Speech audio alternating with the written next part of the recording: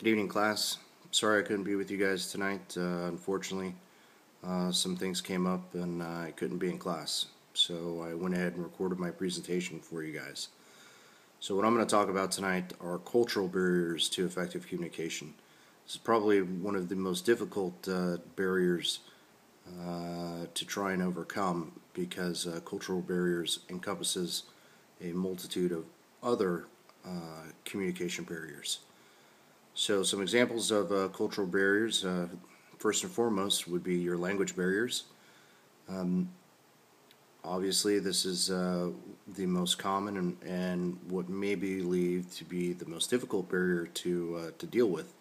However, it's an easy one to resolve, especially if you know ahead of time that you as a security manager or just as a manager in general are going to be coming into contact with people from different countries, and especially if you know ahead of time that they don't speak the same language as you. You can always get yourself a translator or an interpreter to help overcome this communication barrier.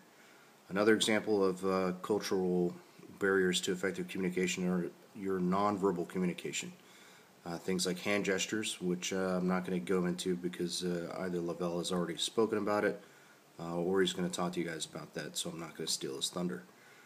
Eye contact or body language. Some of these non-verbal types of communication can be perceived incorrectly, or someone might take offense to it. So you need to study and understand the cultures that you're going to be dealing with and understand what's acceptable and what's not. That's a great way to overcome this type of barrier to communication.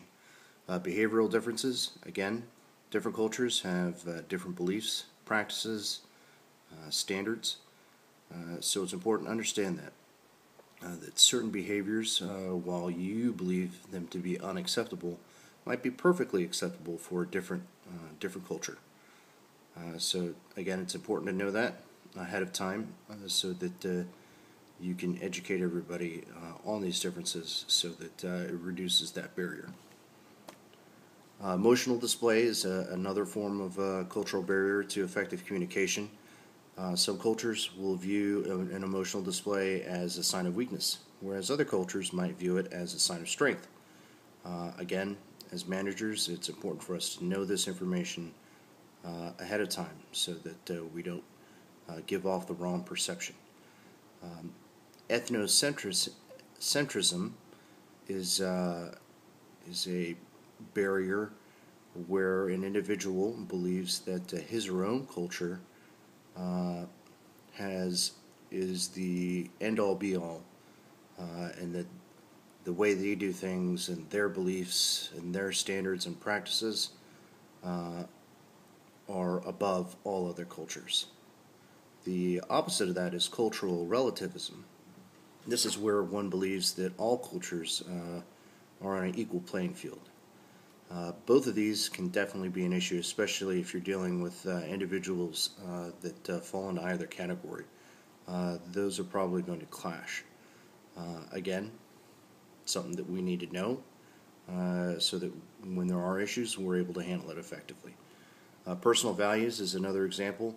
What one individual may hold important in their culture, again, will be completely different to another culture. So we need to understand those differences in order to prevent that barrier from manifesting itself. So, and then one last couple, hostile stereotypes. It's pretty self-explanatory. And then culture shock.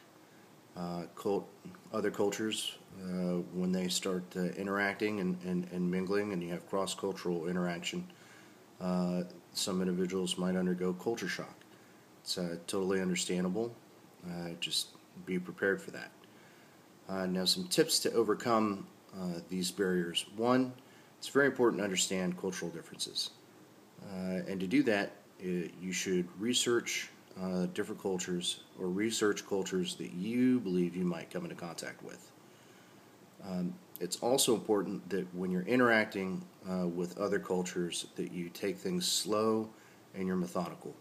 If you try and go fast, you're going to end up missing something, or you're going to engage in something that might be perceived as offensive to that culture. And then you're going to have a whole host of other issues to deal with. It's also important to be an active listener, even if you can't completely understand what's going on. Just the fact that you're listening and paying attention will help to overcome cultural barriers. It's important to not have cultural assumptions. This kind of ties in with the stereotypes. You want to make sure that you do away with all those assumptions beforehand. And then one last tip to take into consideration is start out formal and then relax slowly.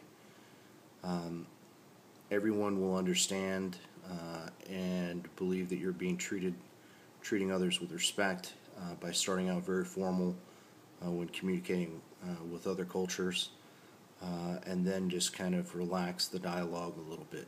But you still want to avoid using jargon, slang, and other colloquialisms. All right, with that, I'm going to turn it over to the next presenter. Thanks, guys. See you next week.